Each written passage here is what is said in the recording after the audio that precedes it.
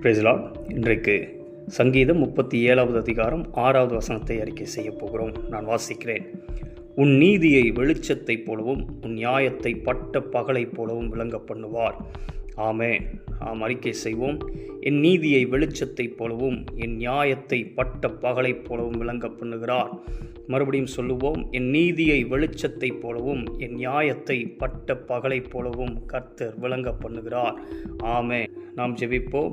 அன்பின் தகப்பனே, ஆண்டவராக இயேசுவின் நாமத்தினால் நம்மில் வருகிறோம். ஆண்டவரே, கர்த்தாவே, நீரே எங்களுடைய நீதி என்று சொல்லும். இயேசுவே தேவனால் எங்களுக்கு ஞானமும் நீதியும் பரிசுத்தம் மீட்புமாக இருக்கிறார் என்று வாசிக்கிறோம். நீரே எங்களுடைய நீதியாக இருக்கிறபடியால் உம்மை துதிக்கிறோம், ஸ்தோத்தரிக்கிறோம். ஆண்டவரே, எங்களுடைய எல்லா வழியையும் உமக்கு ஒப்புவிக்க உம்மேல் நம்பிக்கையாக இருக்க எங்களுக்கு உதவி செய்யுங்க. நீரே காரியத்தை வாய்க்க பண்ணுகிற தேவன். ஆண்டவரே, இதை அறிக்கை செய்த இதை கேட்கிற ஒவ்வொருவரையும் இயேசுவின் நாமத்தினால் ஆசீர்வதிக்கிறேன். ஆசீர்வாதத்தின் பிள்ளைகளாய் அவர்கள் இருக்கிறபடியால் உமக்கு ஸ்தோத்திரம்.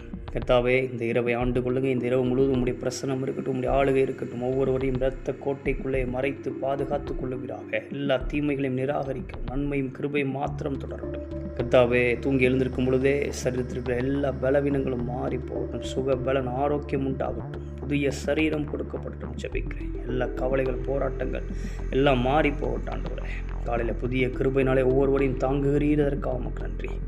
நசரேயனாகிய இயேசு கிறிஸ்துவின் நாமத்தில் ஜெபிக்கிறேன் ஜீவன் நல்ல பிதாவே. ஆமென். ஆமென். நாம் சொல்லுவோம். நான் பயமின்றி என் வழியில் நடப்பேன், என் கால் இடராது.